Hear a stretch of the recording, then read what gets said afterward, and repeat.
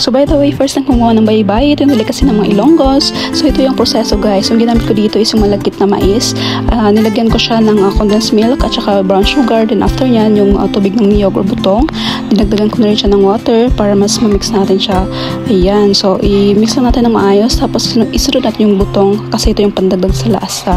Tapos ayan, minasa ko lang siya ng maayos hanggang ma-mix yung ating mga ingredients, and after that, ilagay ko siya ng powder na mais. Ito yung tinira ko kanina para hindi siya magdikit-dikit sa pag-slice natin. So ayan guys, galing pala ito sa aking parents. Actually last year pa nga ito, ngayon ko lang nagawa. So ayan, tapos na tayo dyan. And actually mas masarap siya at mas mabango, mas malagkit din compared dun sa palay.